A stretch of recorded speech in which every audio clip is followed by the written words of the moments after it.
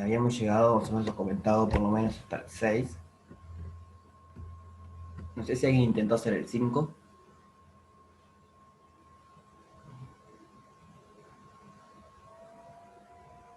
¿Sí? ¿Te salió?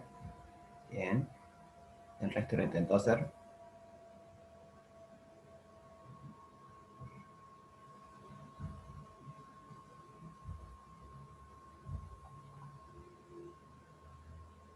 Bien. Les tiro una sugerencia. Ya está. Está bien que no hayan intentado. Porque del martes hasta ahora hay poco tiempo realmente. Pero bueno, pues si tienen tiempo el fin de y lo intentan hacer, está bueno. La sugerencia es la siguiente. Entonces, una sugerencia como derivar raíces nada más, ¿no? Tenemos que x al cuadrado más y al cuadrado más z al cuadrado raíz, no sé por qué le puse los paréntesis, raíz de esto,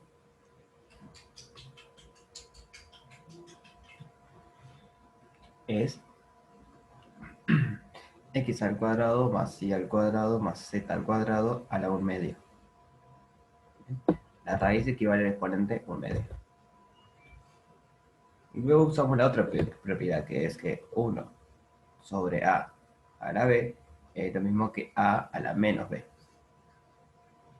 Entonces, juntando todo esto, 1 sobre r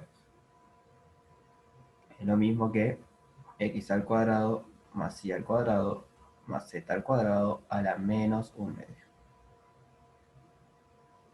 Y acá derivan como un polinomio. O sea, no es un polinomio estrictamente hablando porque tiene potencias no enteras, si quieren. No tenemos raíces y cosas. Pero la fórmula de derivar esto es igual, baja el exponente, por esto sin derivar. Le restamos 1 al exponente y por la derivada de adentro.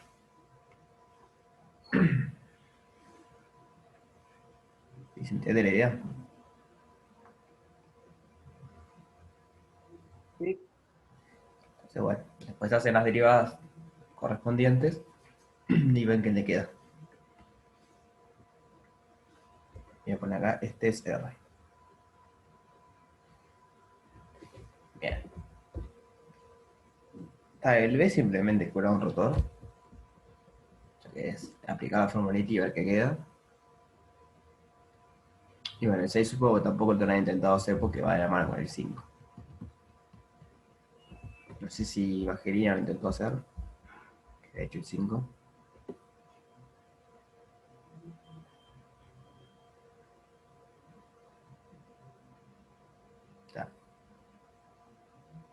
O sea, mírenlo al campo ese, como le dije el otro día, olvídense de que es algo de física si quieren, y véanlo como un campo vectorial. ¿Qué es lo que es un campo vectorial?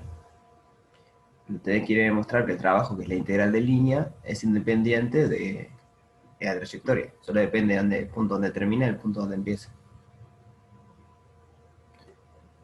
Entonces, bueno, con eso ya tienen una idea de qué es lo que tienen que probar y cómo probarlo. Bien. El 7.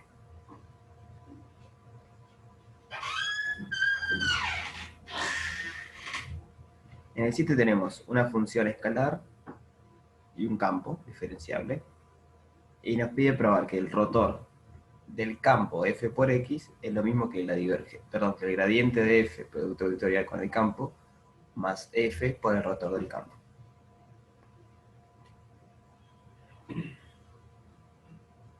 Voy a escribir un poco.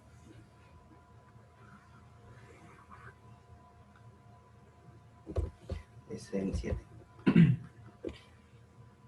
Entonces, f es algo que va de un abierto de R3 en R. Es una función escalar. Como a 3 puntos me vuelve un número, un campo escalar si quiere. Sí, es un campo que va de R3 en R3. O sea, un campo vectorial. Entonces el producto de estas dos cosas, f por x, es un campo que va de R3 en R3. Por lo tanto, tiene sentido calcular el rotor a esto. Como es un campo de R3 en R3, le podemos calcular el rotor. Voy a poner un ejemplo de qué está pasando. Ejemplo, supónganse, x de x y z igual de x y z, f de x y z igual una constante. Entonces, f por x en x y z es la constante por x y z. Que lo que pueden hacer es entrarla en cada coordenada. O sea, la constante por x, la constante por y, la constante por z. Este es un tipo muy particular, ¿no? Acá podría ser cualquier cosa que se le ocurra, cualquier función de x, z, logaritmo, coseno, seno, tangentes, raíces, lo que se les ocurra. Pero es una función que multiplica cada entrada. Eso es lo importante. ¿Sí se entiende?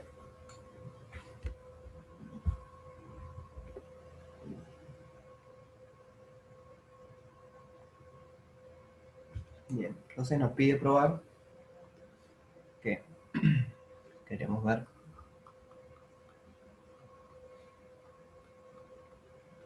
que el rotor de este campo, del campo con f, es igual a el gradiente de f, producto vectorial con el campo, más f por el rotor del campo. Esto es rotor de fx. Esto es rotor de x. Y esto de acá, si quieren, es gradiente de f, producto vectorial. O sea, el gradiente de f me da un campo, o un producto vectorial, otro campo.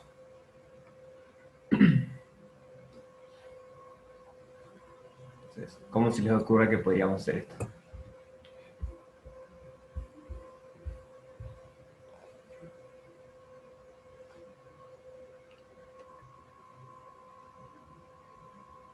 Desarrollamos de cada lado y vemos que da.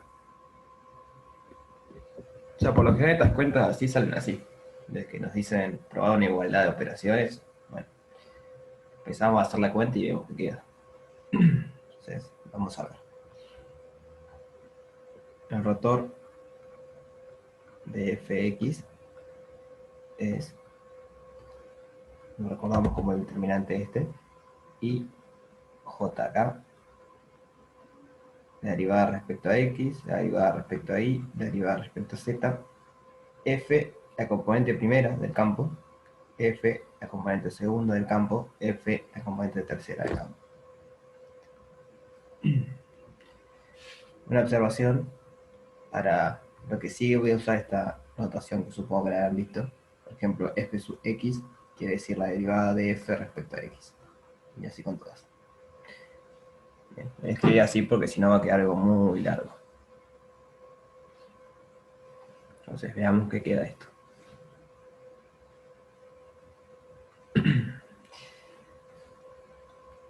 En la dirección de y me queda la derivada de f de x3 respecto a y menos la derivada de f de x2 respecto a z. Más, menos, perdón, determinante es un menos. La derivada de f de x3 respecto a x menos la derivada de f de x1 respecto a z, según j. Más la derivada de f de x2 respecto a x menos la derivada de f de x1 respecto a y, según k. O sea, acá hay paréntesis por todos lados, ¿no? Que no estoy poniendo, pero digo, es la derivada de ese producto de funciones.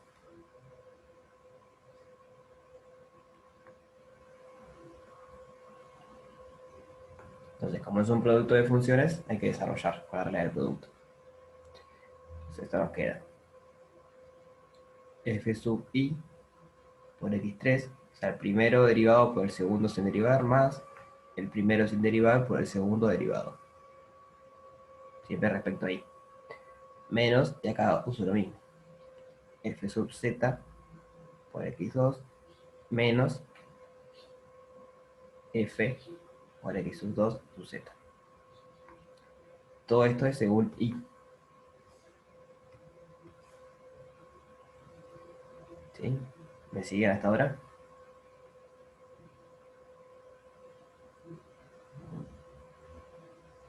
¿Sí? Bien. Después viene este término que tiene en j. Menos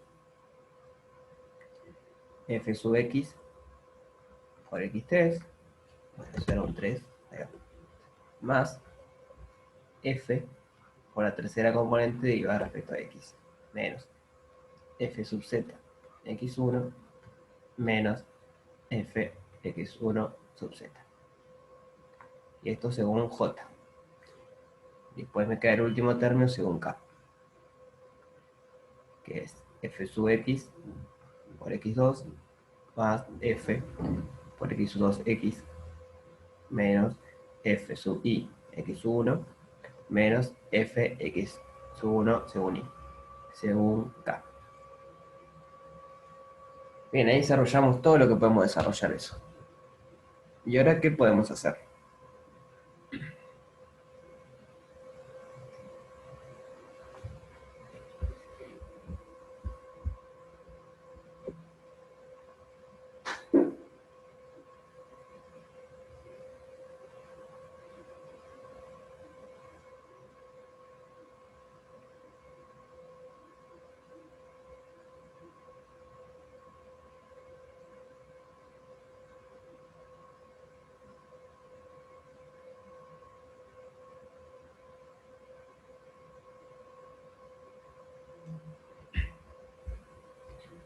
Bien, podríamos hacer la otra parte y ver si da esto. Esta es una buena estrategia. Otra estrategia es la siguiente. O sea, esta está bien. La pueden hacer, desarrollan todo lo otro y ven que le queda. La otra es la siguiente. Observar que queremos ver que la cuenta que estamos haciendo es igual a el gradiente de f, que involucra derivadas de f, punto vectorial x. O sea que acá hay cosas de la forma x1, x2 y x3 sin derivar. Está el x solito. Más f por el rotor de x. Entonces acá me aparece la f sola sin derivar y acá me aparecen derivadas del campo. Entonces una buena estrategia es mirar acá y ver que hay cosas que tienen f sin derivar, hay cosas que tienen el campo sin derivar. Entonces empezar a agrupar en esas cosas y ver qué pasa. ¿Entiendes? La idea. Por ejemplo, la primera parte sería, saco f para afuera, f por la tercera componente respecto a i menos la segunda componente respecto a z según i. Ahora después escribo la otra parte. Primero quiero escribir todo lo que tiene f. O sea, f sin derivar. Entonces vengo acá abajo, saco factor común f, x sub 3x menos x sub 1z, según j. Más f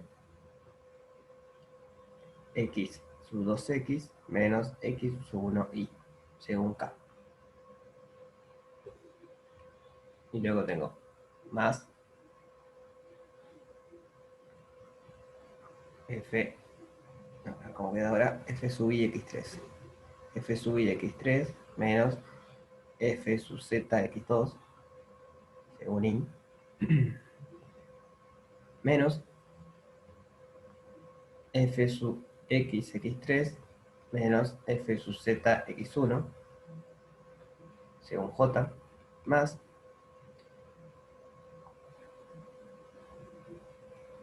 f sub x x2 menos f sub i x1 según k.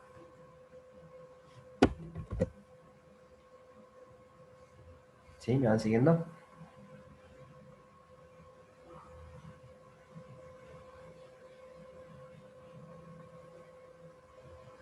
Entonces, una observación ahora que f está acá, está acá, está acá. Por lo tanto, lo puedo poner afuera de todo. De estas tres partes, por lo menos, lo puedo sacar factor común. Y las tengo que eliminar de acá y de acá. Yo tengo f por algo. Y cuando yo vengo acá, había un término que era f por algo, el rotor de x. Entonces habría que ver si este algo que está acá es el rotor de x. Entonces, lo que hay que chequear ahora es que esto de acá es el gradiente de f, producto vectorial x, y que esto de acá, lo que está entre los paréntesis, es el rotor de x. Si tenemos esto, ya está. ¿Se entiende? O sea, si nosotros desarrollamos de la otra manera, vamos a llegar a esta ecuación. Entonces después habría que agrupar para llegar al azul. Siempre este paso en algún momento hay que hacerlo. Si nos quedamos en la parte azul y desarrollamos esto, está acá, no nos va a quedar igual que el azul. O sea, a simple vista igual, va a quedar tipo lo rojo. Que claramente es igual al azul porque yo lo estoy agrupando, pero digo, no es a simple vista igual. Entonces hay que hacer ese jueguito de, bueno, meter las F estas para adentro y ver qué es capaz, juntar todas las partes que tiene I, todos los que tienen J, todos los que tienen K, y ver que realmente era lo otro que teníamos antes. ¿Sí? ¿Se entiende la idea?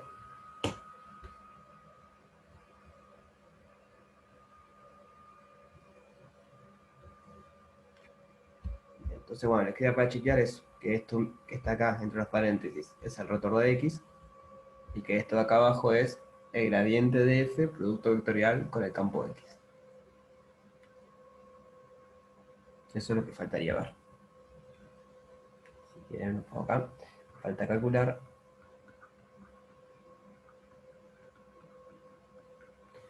el rotor del campo y la divergencia, perdón, el gradiente, producto vectorial, el campo. Bien. ¿Dudas sobre este ejercicio?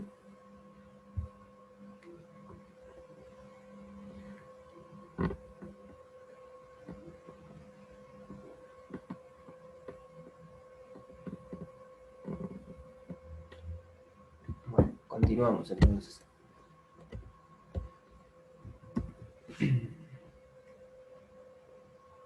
Bueno, el 8 es calcular un rotor. Entonces el 8 se lo dejo a ustedes. Así practican un poco cómo calcular rotores. Tienen un campo y les pide calcular un rotor. Ahora el 9 dice que demostrar que el campo ese que aparece ahí no es de gradientes. ¿Cómo se les ocurre? O sea, si se les ocurre alguna manera de probar eso.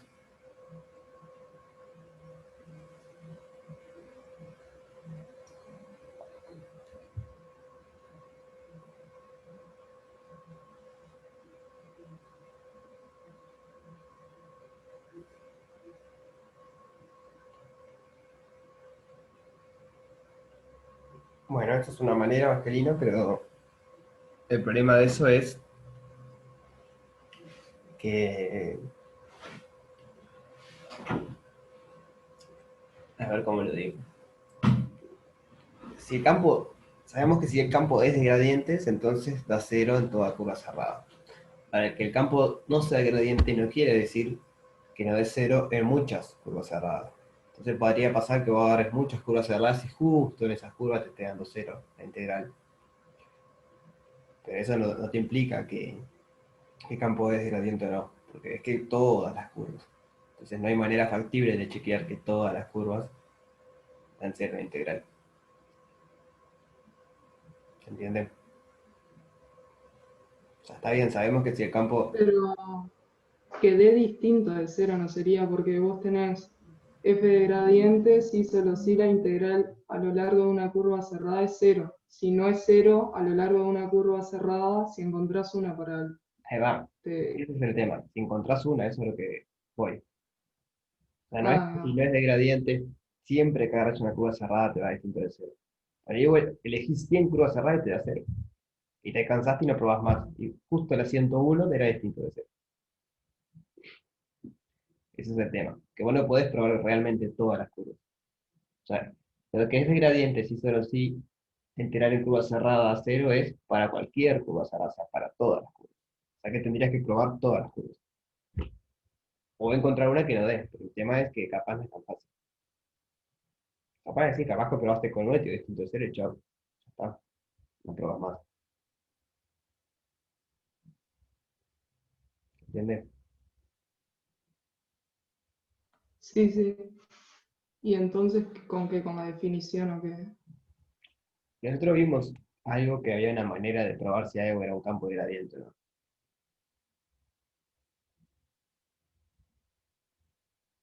Era un teorema que pedía alguna información extra sobre algo.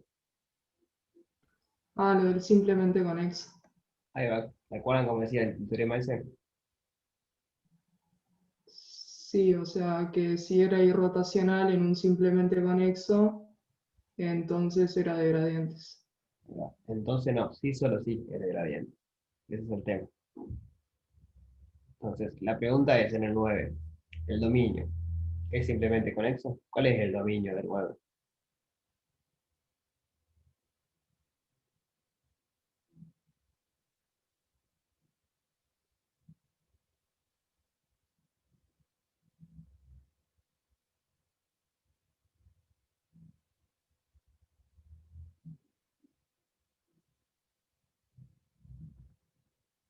R2, ¿no? Tenemos dos variables. El dominio del 9 es R2. Después cuando lo extendamos a R3, ahí va a ser todo R3. El dominio, solamente el dominio de este es 9,2. Es R2, que es simplemente conexo. Igual me gustó la idea de la curva cerrada. Vamos a probar con una y ver qué pasa. Capaz tenemos suerte, capaz que no. La curva va a ser de círculo de unidad, pero parametrizado al revés. Yo quiero que el I. O sea que yo puedo. A ver,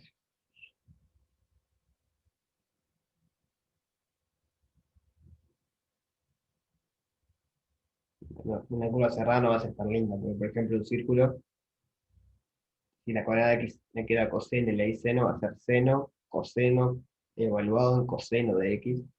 Integrar esas cosas no es muy agradable, que digamos. Vamos a tirarnos por el otro método, ¿no? O sea, lo que yo decía es esto, que si ponemos alfa de t igual coseno de t, seno de t, por ejemplo, el círculo de unidad, cuando venimos acá, el y es seno y el x es coseno. Entonces nos queda x de alfa de t, nos queda seno de t por coseno evaluado en coseno de x.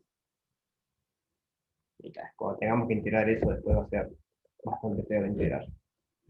Detesto. Entonces vamos a tirarnos por el otro lado. X va de un u en R2 en R2. Bueno, ya dijimos que el u es todo R2. Y x de aquí es y coseno de x, x seno de y. Primera observación, u es igual a R2, que es simplemente conexo.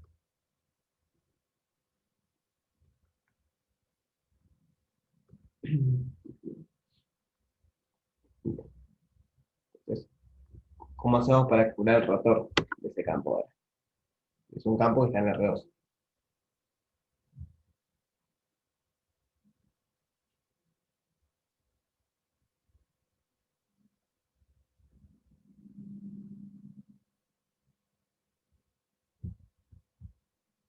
Lo extendemos a R3 y ponemos un 0 al final. Podemos extender x a x de u por r. Esto está incluido en R3. En el ejemplo va a ser igual, porque u es R2 en R3. Así. El campo evaluado en x y z es igual a y coseno de x, x seno de y, 0. Y le pongo esto acá muy sugestivamente por lo siguiente. Cuando ustedes tengan un conjunto simplemente conexo y lo multiplican por R, eso sigue siendo simplemente conexo. En este caso era fácil de verlo porque el U, el U era R2, pero por ejemplo, si el U es un cuadrado, entonces U por R le queda como un prisma infinito. Eso también es simplemente conexo. Pero el argumento rápido es ese. Un simplemente conexo por R siempre te queda simplemente conexo. Entonces, si U es simplemente conexo,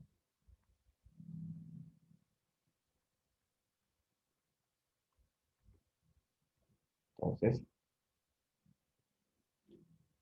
U por R también. Sí, Nicole. Hay un teorema acá que dice que tenés un campo, ¿no? F, te dice que es de gradientes, tipo, si es de gradientes, entonces las derivadas cruzadas, entre comillas, son iguales. Si probás que las derivadas cruzadas, tipo, entre comillas, no son iguales, entonces ya probás que no es de gradientes, o hay tipo contraejemplos que no pase eso. ¿Me expliqué? Sí. No, está bien, eso es cierto, porque lo que estás usando, o sea, ahí lo que tiene que pedir que el campo sea C2. Claro, No, seguro, el campo seguro que sea uno sea la solo. función C2. Porque ahí lo que usas es que una función C2, la derivada cruzada conmutan. Pero, Sí, lo puedes hacer así también. Me gustó más hacerlo así porque podía meter esta explicación, que está buena, tenerlo en mente. Pero está bien, si ustedes prueban que la derivada es cruzada, aunque cuando suman no le da cero, ya está.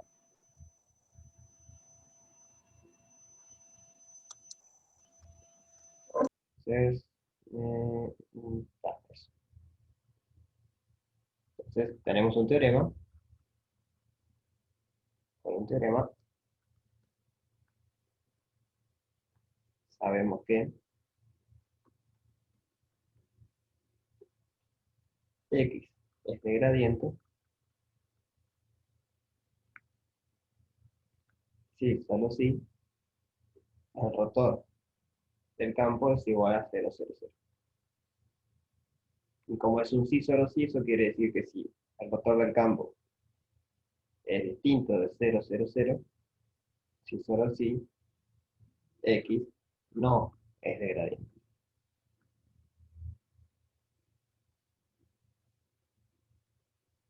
Se nos alcanza a ver con que el rotor de este campo no sea 0, 0, 0. ¿Bien? ¿Dudas hasta acá?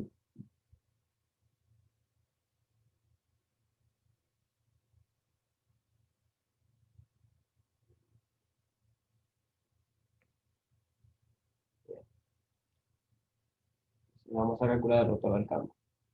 Recuerdo quién era el campo. X, Y, Z, y coseno de X, X seno de Y, 0. Entonces, el rotor del campo y J. ¿Está?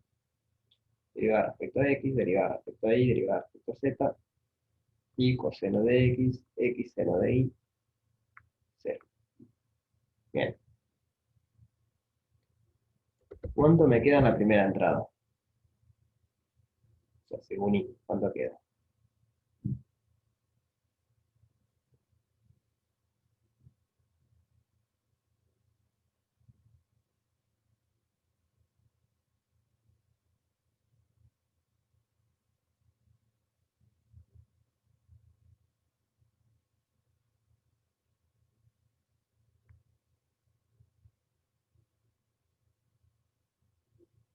¿Tiene la pregunta? ¿Cuánto me queda acá? Sería menos X seno de Y respecto a Z. Pero X seno de Y no tiene Z. Entonces, cuando derive respecto a Z, me da 0. Ojo que este símbolo de acá no es un dz, es un parcial, chicos. Es la abreviación de capaz, no capaz de confundida porque parece una D vertical. Sí. Mis letras son medias feas. Por las dudas, Y a la segunda coordenada pasa lo mismo. Y esto siempre, siempre, siempre va a pasar cuando ustedes extienden un campo de R2 a R3. Las primeras dos coordenadas del rotor les va a dar 0. Y fíjense, la segunda es, con signo negativo, es la derivada de 0 respecto a x, que es 0, más la derivada de 1 coseno de x, perdón, y coseno de x respecto a z. Pero esto acá nunca depende de z, porque z lo derivamos después nosotros. Entonces siempre que derivemos respecto a z va a dar 0. Entonces siempre que extendamos un campo de R2 a R3, las primeras dos valen 0. Si el campo ya estaba en R3, esto no es cierto. O sea, no tienen por qué valer 0. Solo en el caso en que extendemos de R2 a R3. ¿Bien? ¿Se entiende eso?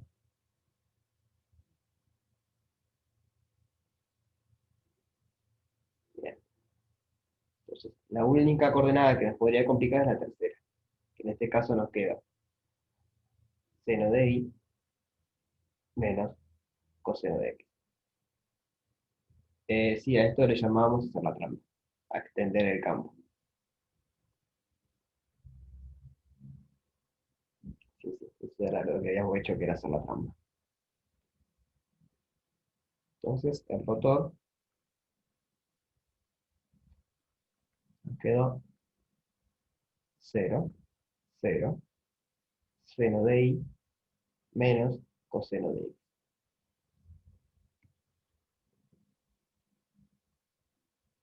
Y ahora, ¿cómo proseguimos?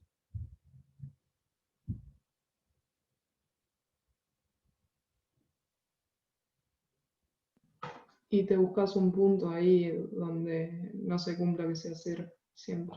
Exacto. Y acá hice un poquito de trampa. Porque acá faltó poner para todo x y z en 1. Entonces, con encontrar un punto en donde esto no sea 0, ya está. Va a haber infinitos puntos donde va a ser 0, pero no me importa. Con encontrar uno que no sea 0, ya está. Entonces, lo ideal es, como tenemos dos variables, fijamos una y movemos la otra. Por ejemplo, yo sé que seno de 0 vale 0. Si y es igual a 0, entonces seno de 0 es igual a 0. Me tengo que fijar a que coseno, tengo que elegir un x, a que coseno de x me quede distinto de 0. Hay infinitos valores, en particular puedo tomar 0 también. Coseno de 0 es igual a 1. Bueno, no voy a tomar otro por las dudas. Voy a tomar pi, por decir ahí. Coseno de pi es igual a menos 1. Ahí el z no importa el z. El z siempre vale 0. Entonces el rotor en 0, pi, perdón, x era pi, en pi, 0, 0, vale 0, 0, que es distinto de 0, 0, 0. Entonces ya está. Por el teorema tenemos que el campo no es de gradiente.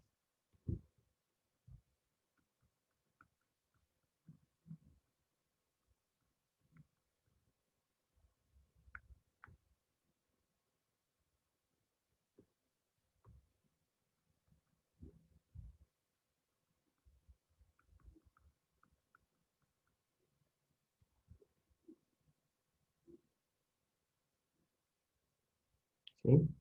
¿Entendió la idea?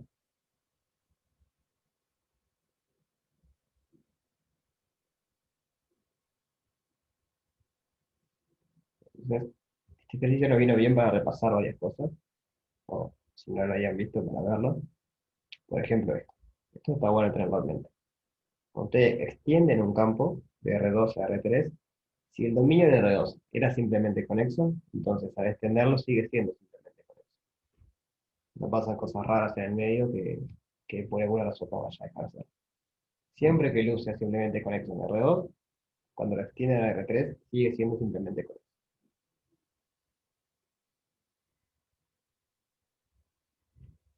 Bien. Y bueno, después repasamos esto del teorema. El teorema te dice que es de gradientes si solo si esto vale 0 para todos los puntos. ¿Por qué 0 y pi? Bueno, porque me alcanza con encontrar un punto donde no sea 0. En particular en ese punto se vale. Podría haber puesto cualquier otra cosa. Pero con encontrar uno ya está. El teorema te dice justamente eso. Te dice que, no puedo subir. Dice que X es de gradiente si solo si el rotor es cero para todos los puntos. Entonces, con encontrar un punto donde no sea de gradiente, ya está. Es para algún punto.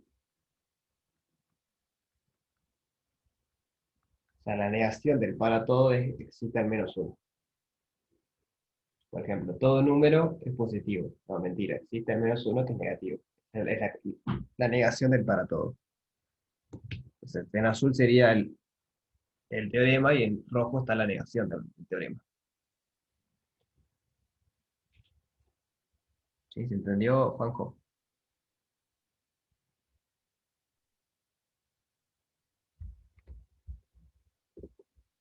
Bien.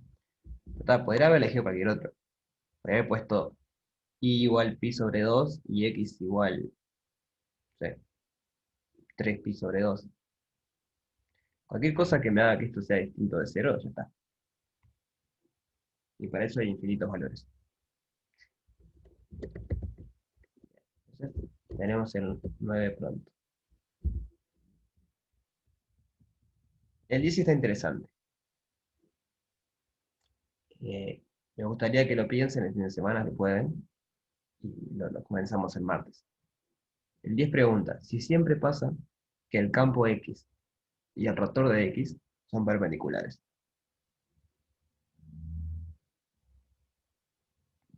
Acabamos de ver que en el caso de que extendemos un campo de R2 a R3, sí, eso es cierto. Porque vieron que cuando venimos al rotor, dijimos que siempre nos queda 0, 0, algo en K. Entonces nos queda que el campo X vive en XY, en el plano es XY, y el rotor vive en el eje Z. Por lo tanto, son perpendiculares. Ahora la pregunta es, si el campo ya estaba en R3, y yo le calculo el rotor, ¿me quedarán perpendicular o no? ¿Se entiende la pregunta? ¿Cómo es?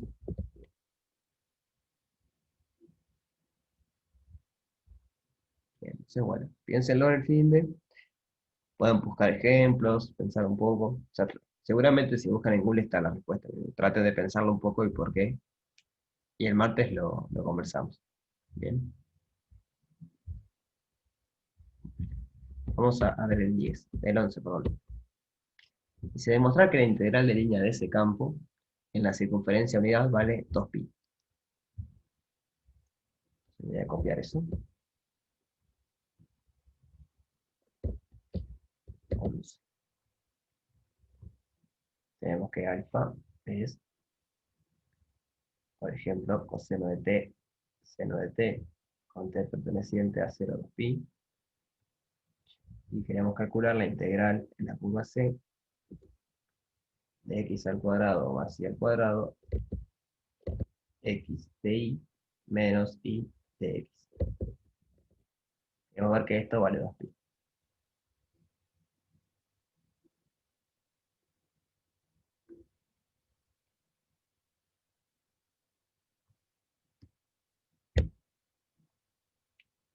Entonces, ¿se acuerdan cómo integrábamos los campos cuando estaban expresados de esta forma?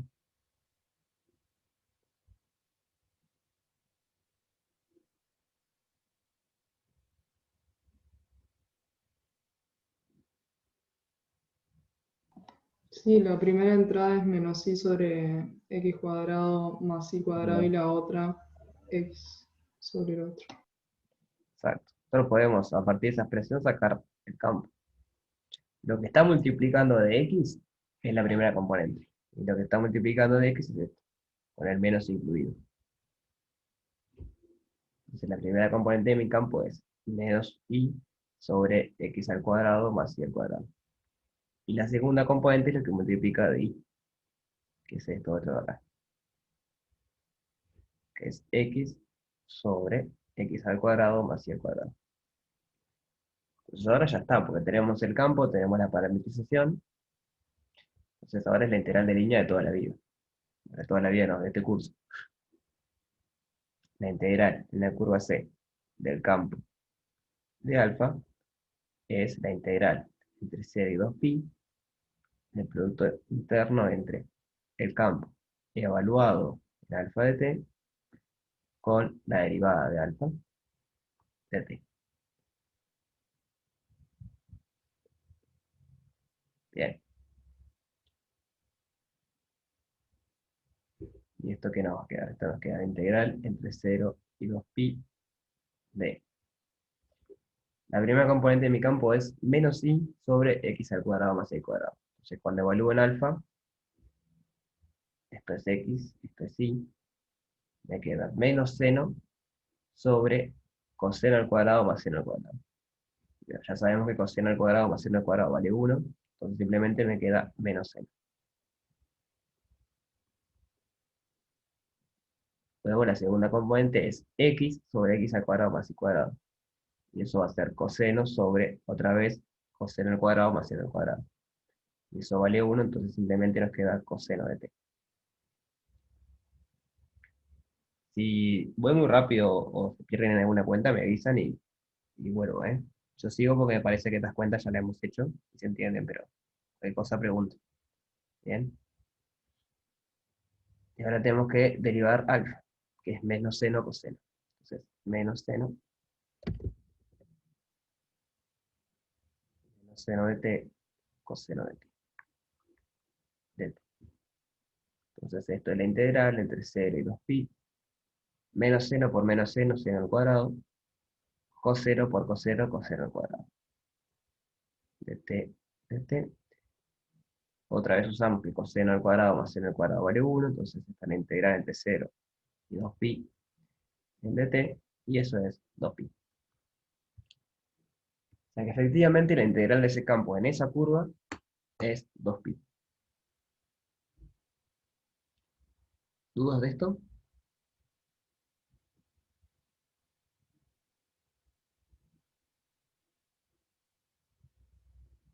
No. Bien. Este es el ejercicio 11.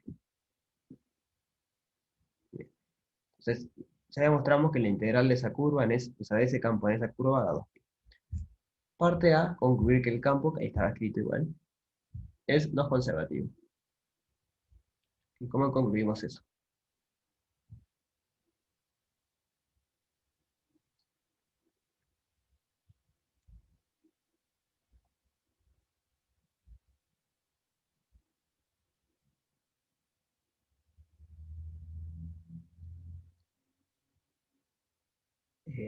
Bueno, sí, pero de una manera más rápida, porque ya usamos la parte, tenemos que usar la parte que acabamos de hacer. Ahí va, lo que dice Evangelina. Era la idea que quería usar hoy Evangelina, pero el problema que teníamos hoy es que andás a ver cuál curva te daba distinta de cero. Pero ahora ya probamos que para una curva cerrada, la integral lineal da distinta de cero. Eso implica que no es de gradientes. Porque si lo fuese, si el campo es de gradientes, entonces la integral de línea de la curva cerrada da cero para toda curva cerrada. Entonces, como sabemos que hay una curva cerrada, por lo menos una, donde no da cero, ya está, no es de gradientes. ¿Quieren que le escriba eso o se entiende el argumento?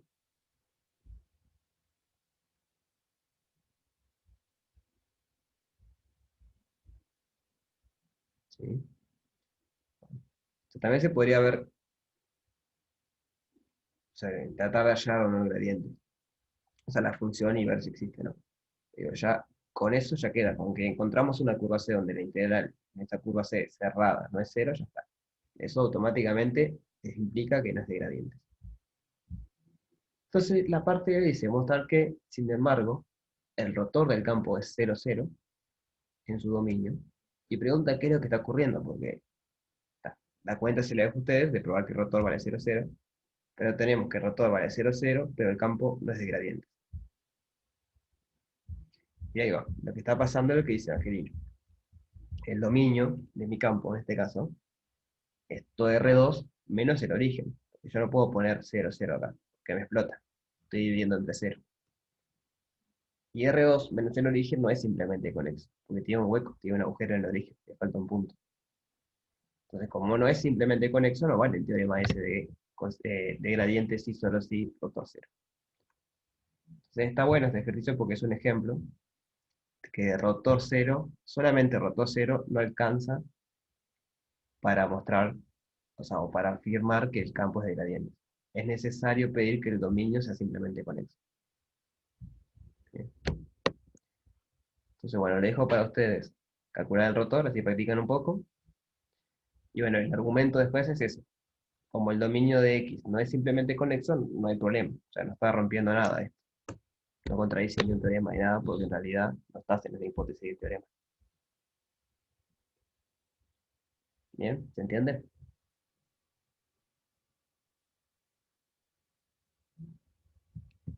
Bien, genial. Bueno, el 12 está interesante. Lo leemos y ahora lo pensamos un poco. Tenemos, un fluido recorre un tubo cilíndrico como se muestra en la figura. Los vectores representados corresponden al campo de velocidad del fluido en cada punto del interior del tubo. Entonces, nos paramos en un punto del interior, hay un vector de velocidad que me está indicando hacia dónde me mueve. O sea, en otras palabras, pueden pensar como que esto es un tubo o una manguera cilíndrica, y acá entra agua y acá sale agua.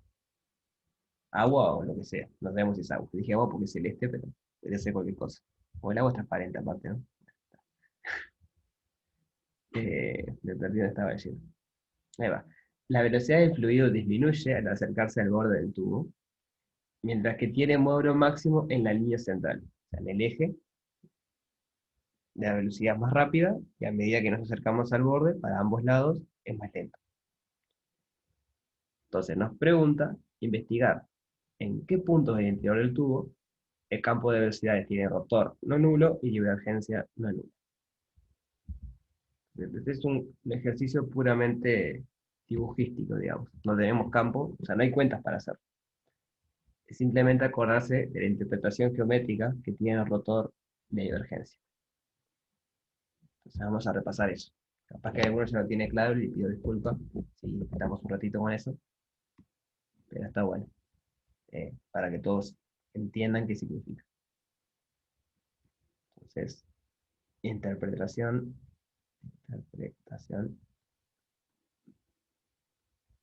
geométrica del rotor y la divergencia.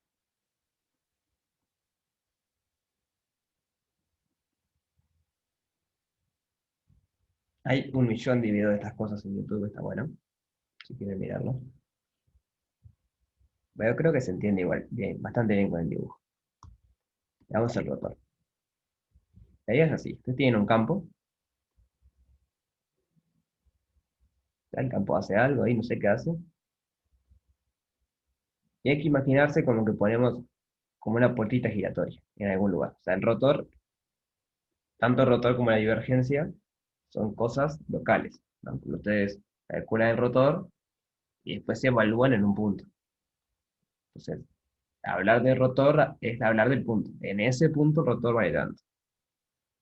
Entonces, me imagino acá tengo un punto, y lo que hago es imaginarme que hay una puertita giratoria. O sea, lo estoy mirando de arriba. No sé si han visto a veces en los parques, hay, bueno, sí, en los parques. O sea, yo para entrar tengo que empujar a este lado y esto empieza a girar y yo puedo entrar.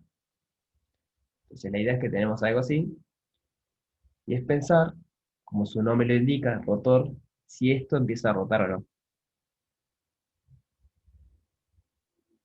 Entonces, por ejemplo, si yo tengo mi puertita acá, y yo tengo un vector acá, y un vector acá, que es igual al de arriba, ¿qué va a pasar? ¿Va a rotar esto o no? No.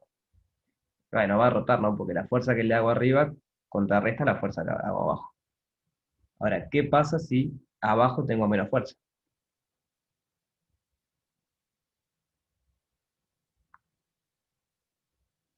Y ahí sí va a rotar, ¿no? Porque esta fuerza lo frena un poco, pero no le da para frenarlo del todo. Entonces esto va a empezar a girar para este lado. Y justamente esa es la idea del rotor. Por eso se llama rotor, digamos. Porque nos da una idea de que nosotros nos paramos por ahí cómo están rotando estas cositas. Entonces vengamos al dibujo que tenemos acá. Y pensemos un segundo. nos pide investigar en qué puntos tiene rotor no nulo. ¿Qué les parece a ustedes?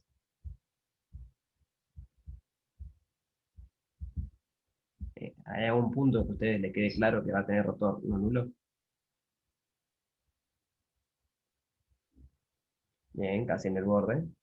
Yo acá Un pongo poquito al costado del medio también. al costado del medio acá.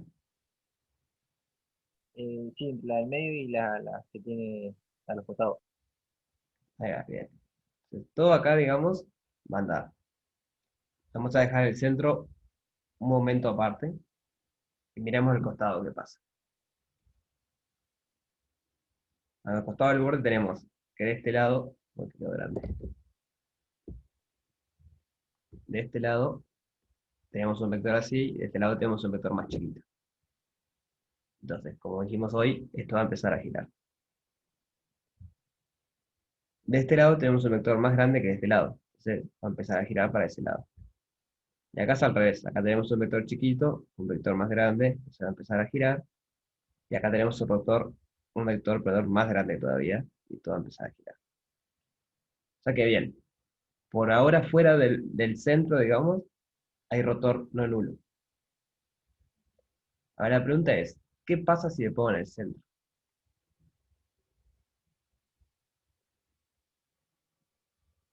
Yo pongo mi puertita acá.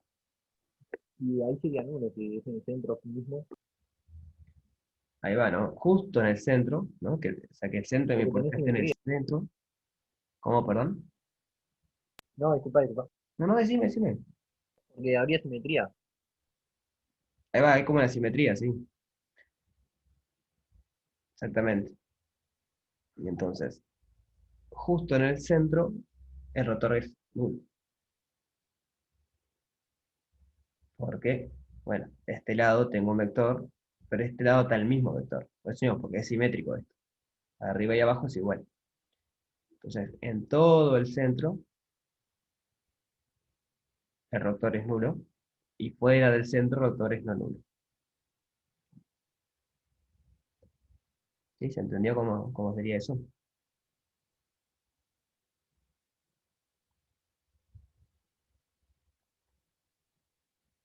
¿Sí? Así que la parte del rotor está hecha. Entonces, ahora vayamos a repasar qué significaba la divergencia.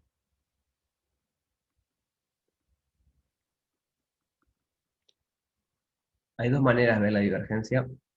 Desde mañana se une y después me hicieron acordar que hay otra mejor, así que voy a usar la que es mejor.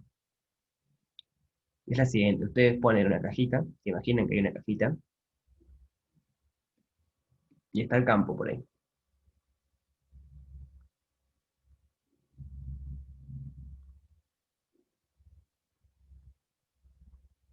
Entonces, la pregunta que tienen que hacerse para la divergencia es la siguiente.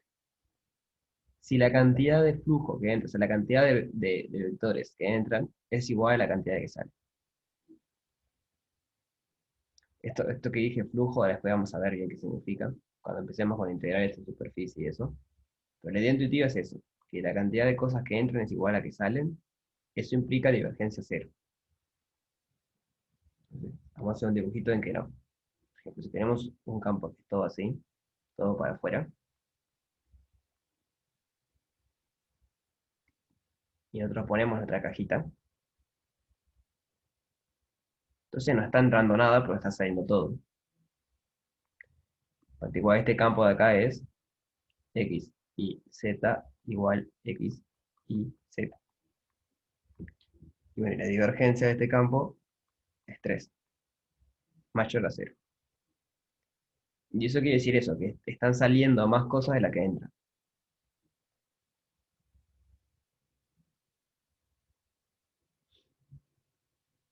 ¿Sí me explico? O sea, lo que estoy pensando es, ustedes tienen el campo y piensan que tiene una partícula por ahí y que se mueve siguiendo las líneas del campo.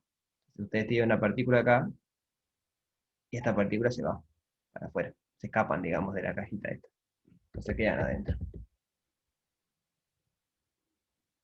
¿Entendés? ¿Por qué da 3 esto? Por la fórmula. La fórmula es la derivada de la primera componente según x, más la derivada de la segunda, según y, más la derivada de la tercera, según z. Y eso es 1 más 1 más 1, que es 3. ¿Está bien? Genial.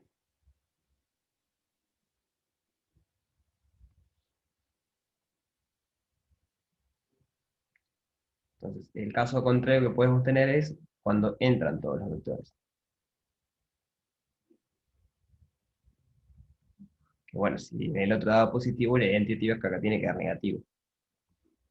Yo tengo una cajita. Un ejemplo de este campo es x de x y z igual menos x y z. Entonces la divergencia de este campo me da menos 3 menor a 0. Y justamente que sea, o sea, no me importa que sea 3, o sea, cuánto valga, lo único que me importa es que sea menor a 0. Eso quiere decir que están entrando más cosas de las que salen. De hecho, no está saliendo nada, porque este campo es todo para adentro siempre.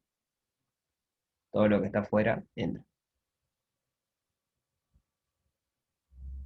Ahora podría pasar cosas intermedias, ¿no? Que haya cosas que salgan y cosas que entran. Pero si el balance, digamos, no es nulo, entonces la divergencia es distinto de cero. Cuando veamos teorema de Gauss y esa cosa va a quedar bastante más claro todo esto. Ahora es como muy dibujístico, pero la idea intuitiva es esa. Si ustedes ponen una cajita y piensan, la cantidad de materia, si quieren que entra, es igual que la que sale, bueno, ¿sí? ¿Se entiende la idea?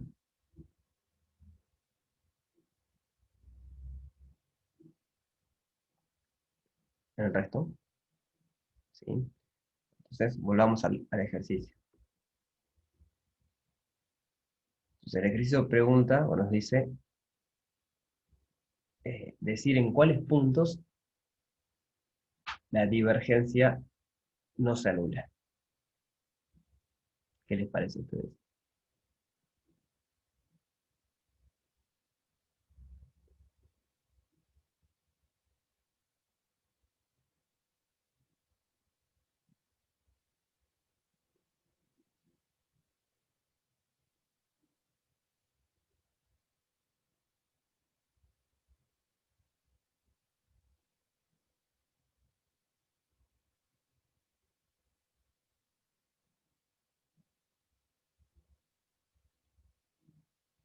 No entendí el comentario de Martina.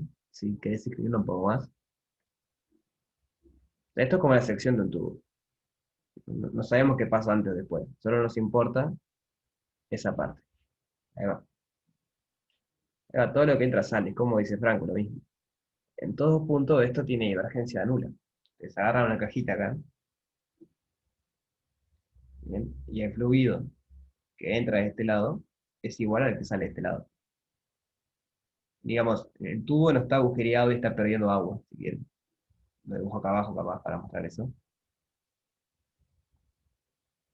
Yo tengo mi cajita acá. Todo el fluido que entra es igual al que sale. Para que eso no pase, hay dos maneras. O acá hay un agujero y se me cae el fluido, entonces la divergencia ahí es negativa, ¿bien? Porque entra esta cantidad, pero sale esta y esta. O podría pasar que yo tenga acá otro caño, otra tubería que le esté mandando agua también. Entonces, entra esta cantidad, pero sale menos. Y ahí la divergencia sería positiva. Pero no pasa eso. Este es un tubo cerrado, sellado, que no pierde agua y no entra agua. O sea, el agua que está dentro simplemente se mueve de un lado a otro. Entonces, efectivamente, la divergencia es cero en todos los puntos ahí.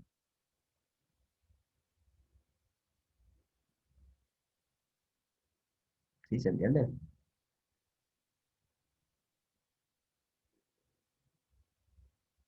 Bien, genial. Después, si quieren, digo, lo pueden escribir un poco mejor, pero la discusión es esa. La divergencia se anula en todos lados y el rotor se anula solo en el eje central. Bien, bueno, sigamos. El ejercicio 13. No hay un campo de R3 menos el origen, R3, definido así.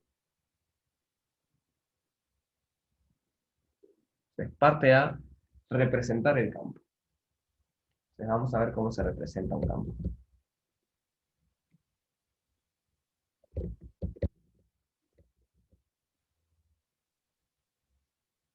X, que va de R3, sin el origen,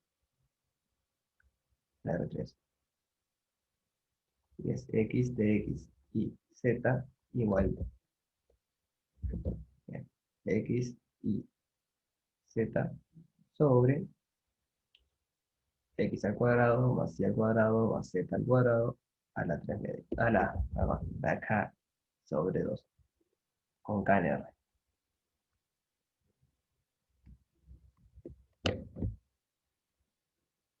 Bueno, este es un ejemplo de lo que veíamos hoy. Si a esto le llamamos f, o sea, es una función que va de R3, perdón, va de R3 sin el 000, en R3, en R, perdón. Acá me estoy imaginando que es 1 sobre esto. Entonces el campo en realidad es f por el campo. Acá tenemos otro ejemplo donde la f no es constante. Depende del punto, pero esto es un valor. Para cada punto esto está fijo. Y esto de acá arriba es el vector. O sea, la parte vectorial del campo simplemente lo da arriba. Solamente para recordar lo que hemos visto. Para dibujarlo más rápido, voy a pensar que está en R2 y después lo pensamos en R3. Vamos a pensar que esto en realidad está en R2. A X, Y igual X, Y sobre X al cuadrado más Y al cuadrado más Z al cuadrado a la K sobre 2.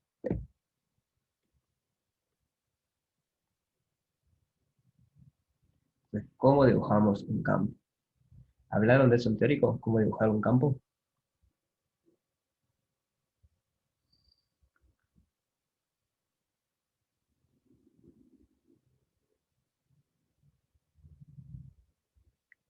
¿No? Bien, se va a venir bien el ejercicio.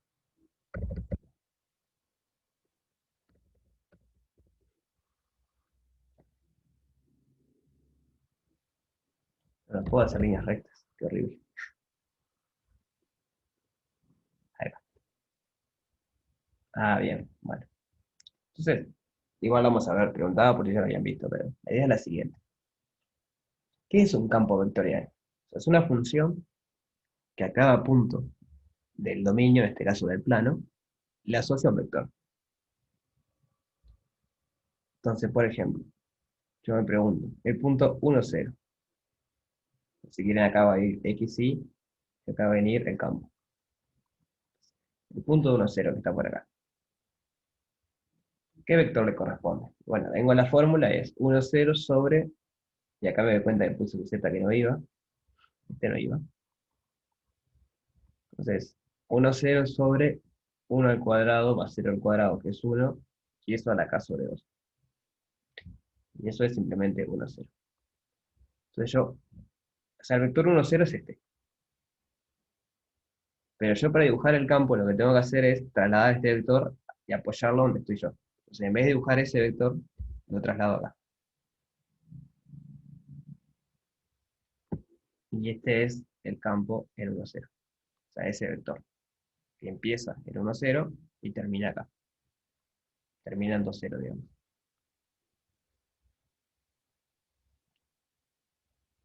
Bien, ¿en qué parte? Pero de trasladar. Ya. Entonces para que capaz elijo otro punto, porque justo ahora me cuenta que da 1, 0, 1, 0. Capaz, eso lleva un poco a la confusión. Vamos a hacer así. Borré mucho porque esto no lo quería borrar. Y acá era X, Y. Vamos a poner un medio 0. Entonces, cuando vengo a la fórmula, me queda un medio 0 sobre un cuarto elevado a la k sobre 2. Y eso es un medio 0 sobre un medio a la k. Yo me paro en un medio. Este es el punto, un medio. No es el vector, un medio. No, un medio es cero. Un medio es un real, un medio es cero. Y para dibujar el campo en ese punto, yo tengo que primero ver cuánto vale. Bien, entonces vale, la dirección es un medio cero, y el módulo está dado por la norma de acá arriba y esta constante. Pero todos estos vectores siempre están en el origen. Siempre que hablamos de vectores, son vectores en el origen. Entonces, para dibujar el campo, lo que hay que hacer es trasladar el vector correspondiente y apoyarlo, o sea, que empiece en donde estamos nosotros. ¿Entienden? Lo dibujamos y lo apoyamos ahí, donde empieza, donde estamos en el punto. Por ejemplo, elegimos otro punto. Un medio, un medio. Entonces, eso va a estar por acá.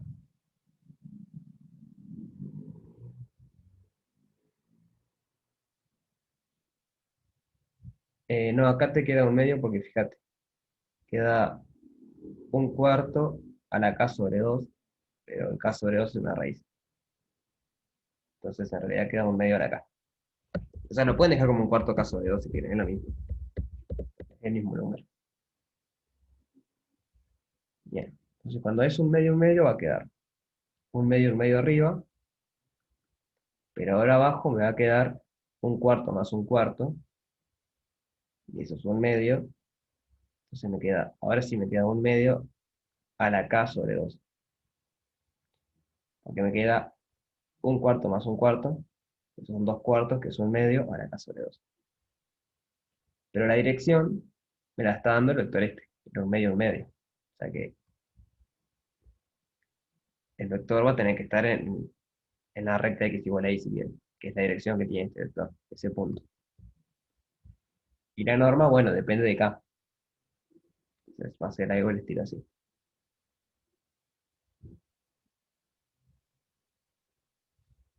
Entonces agarran otro punto,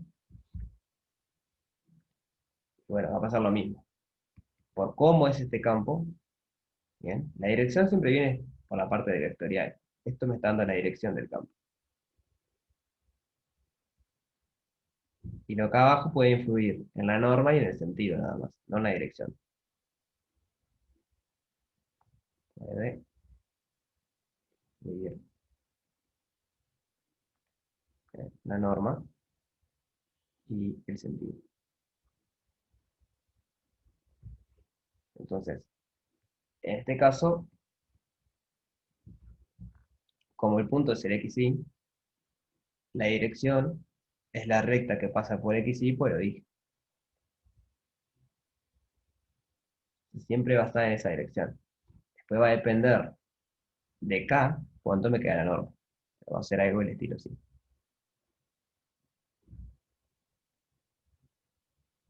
¿Sí se entiende? Idea. Veamos otro ejemplo si quieren que sea distinto. O sea, no es el práctico, pero para ver. Ejemplo. X de xy igual y x.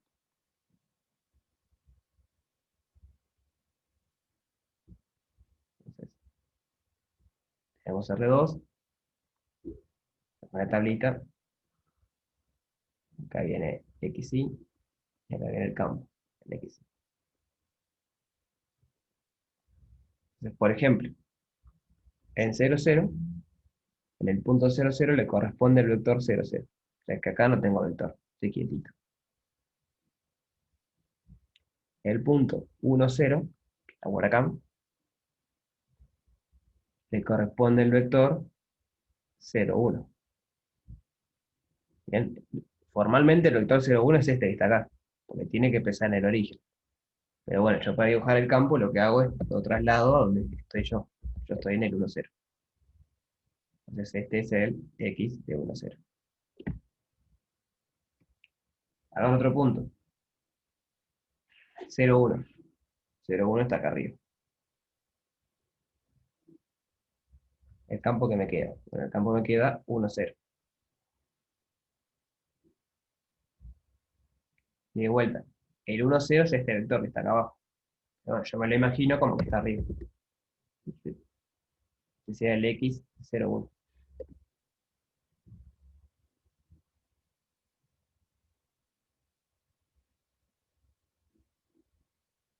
¿Se entiende la idea?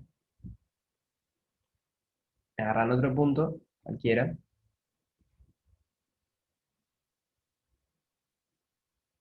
¿Sí? O sea, lo que está haciendo, y se fijan justo en este campo en particular, es que si ustedes trazan acá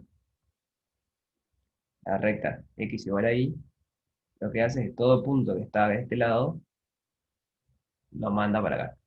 Tiqui, tiqui, tiqui, tiqui. Es como que todo está mandando esa recta,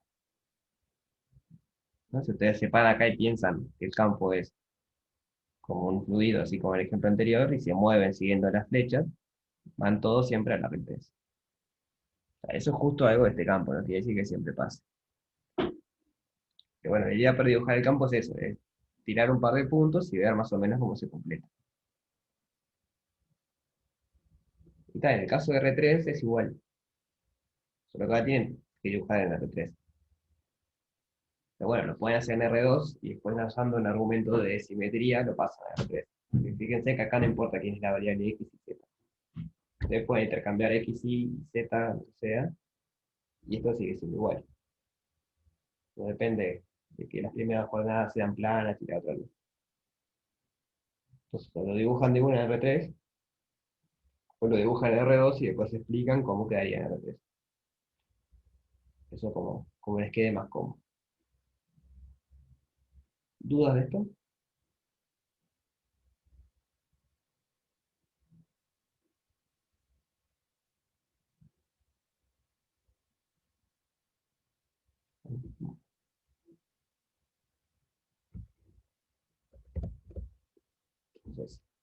Entonces, el B, perdón, le dice mostrar que para k igual 3 se tiene que la divergencia del campo es 0.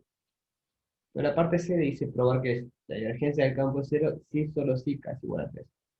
Entonces, en realidad, si hacemos la parte C, ya hicimos la parte B. Entonces voy a hacer la parte C. La parte C es calcular la divergencia del campo.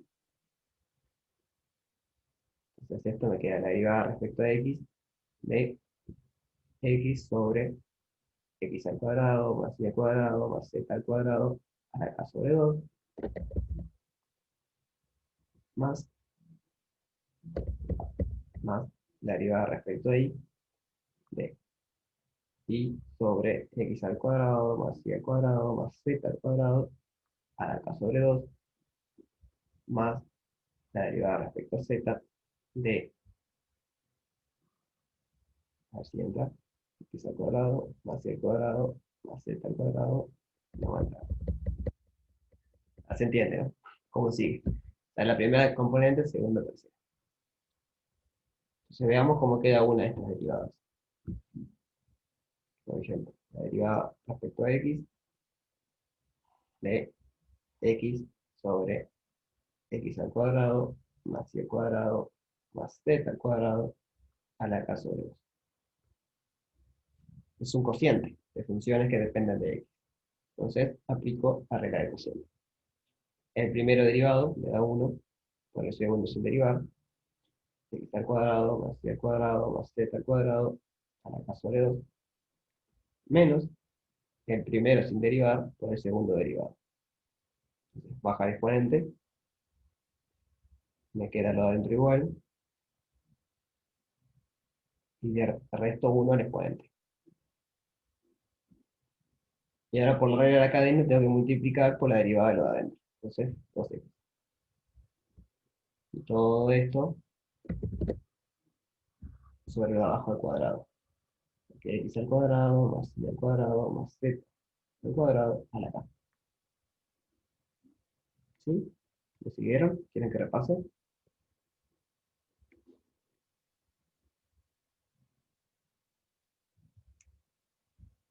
Bien.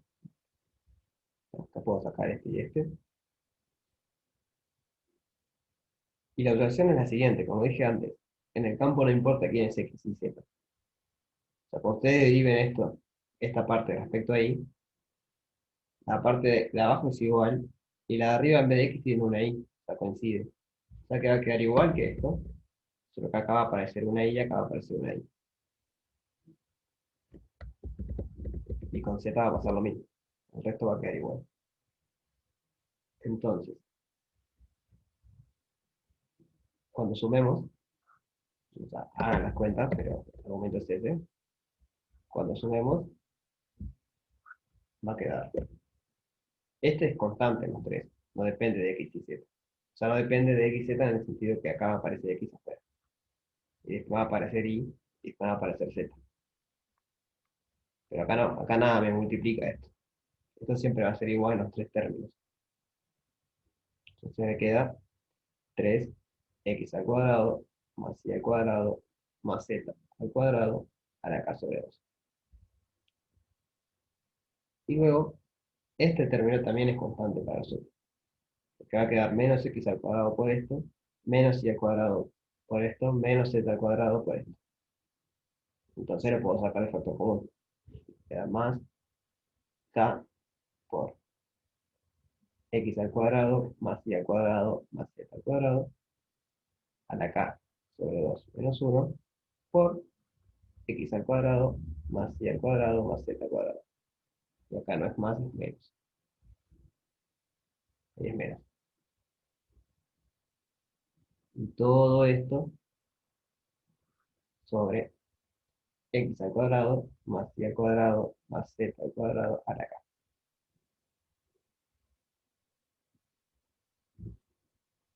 Este de acá sale de la suma, digamos. Sale de, vamos a ver, derivada respecto a x, más derivada respecto a y, más derivada respecto a z. O sea, cuando ustedes sumen esas tres derivadas, van a ver que les queda ese término. En particular, ese término de ahí es igual a este término de acá. Si tenemos algo, está multiplicado a algo por ese mismo, o sea, lo mismo abajo por otro exponente. Y sabemos que eso es a por b más c, por regla de exponente. Por acá viene exponente 1. No aparece estos exponentes porque viene exponente 1. Entonces podemos juntar estos dos términos sumando los exponentes. Eso es k menos 2 menos 1 más 1. O sea, k menos k sobre 2. Esto acá es 3x al cuadrado más y al cuadrado más z al cuadrado k sobre 2 menos k por x al cuadrado más y al cuadrado más z al cuadrado k sobre 2 sobre x al cuadrado más y al cuadrado más z al cuadrado sobre k. ¿Ya me van siguiendo?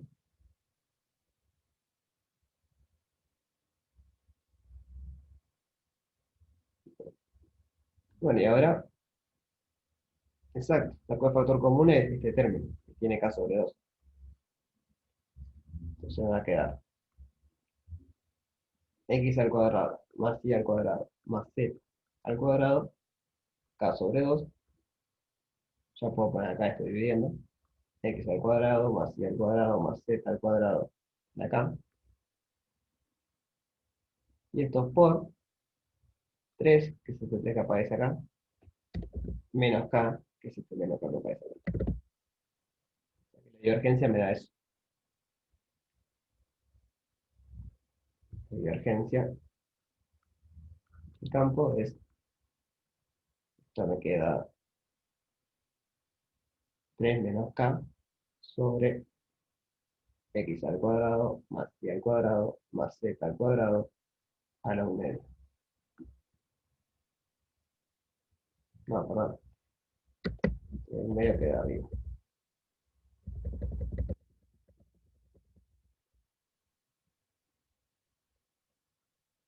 X al cuadrado más y al cuadrado más z al cuadrado a la 1 por 3 menos k.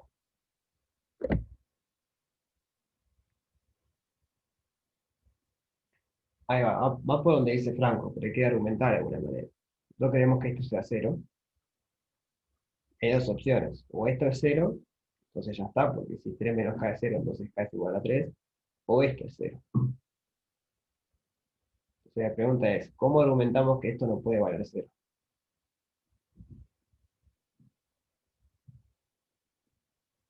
Exacto. Hay que recordar quién es el dominio. Este es nuestro campo. El dominio no tiene el 0, 0, 0. Y el único lugar donde esto vale 0 es en el punto 0, 0, 0. Pero ese punto no está en el dominio.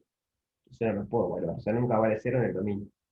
Esto es mayor a 0 en todo el dominio.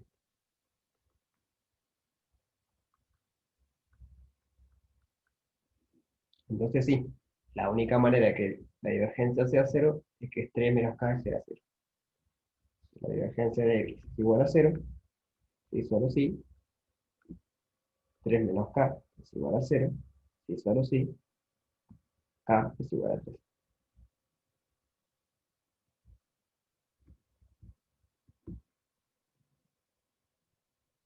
¿Sí? ¿Se entendió cómo sería la idea? Hay que en algún momento argumentar esto, de que esto no puede ser 0 porque no está en el dominio. Eso es importante.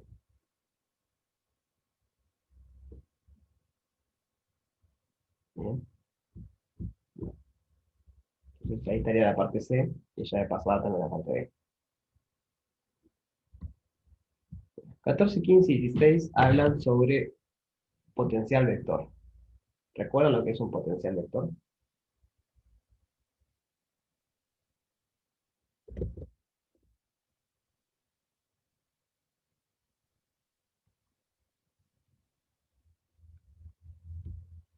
Bien. Ahí va. A, que es un campo de R3, R3 es un potencial vector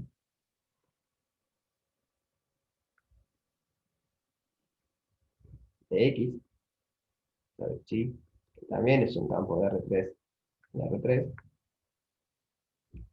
si el campo es igual al rotor de A. O sea, así como antes teníamos el potencial escalar, que era que X sea el gradiente de una función escalar, ahora lo que pedimos es que X sea el rotor de un campo vectorial. Entonces, hay una manera de saber si un campo es, o sea, si admite un potencial vector o no. ¿Se acuerdan cuál es?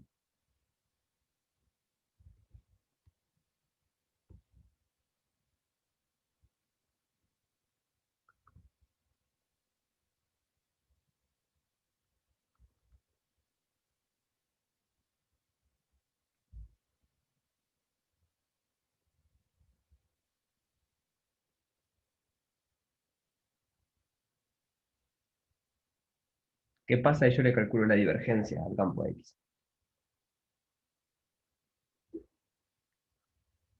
La divergencia del campo X va a ser la divergencia del rotor de alguien.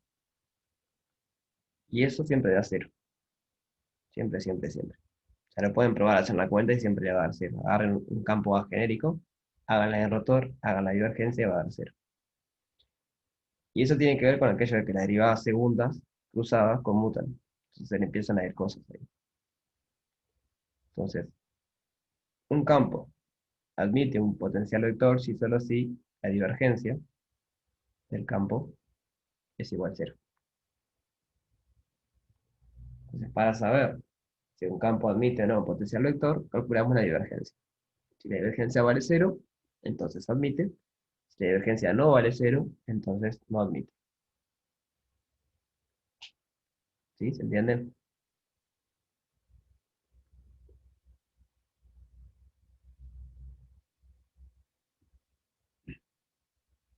Bueno, el ejercicio 14, 15 y 16 tratan sobre estas cosas. En 14, por ejemplo, nos da un campo y dice determinar si tiene un potencial vector. O sea, es decir, si ese campo admite un potencial vector. Y en caso afirmativo, hallarlo. Entonces, ahora faltan 3 minutos. No me va a dar el tiempo para explicarle cómo hallarlo. Pero pueden ir viendo, si le da el tiempo, si admite o no. Por ejemplo, 14 la podemos hacer, porque es fácil. En 14 es el campo es X y Z. Entonces la divergencia del campo es igual a 3, distinto de 0. Entonces, ¿qué pasa?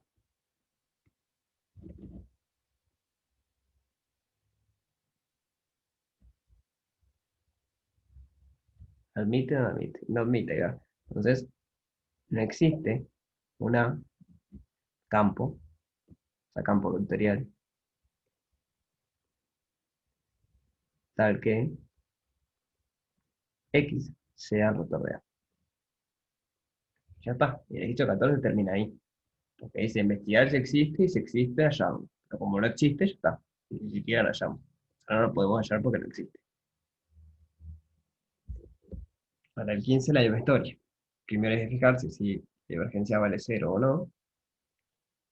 Y luego, si vale 0, hallar el potencial vector.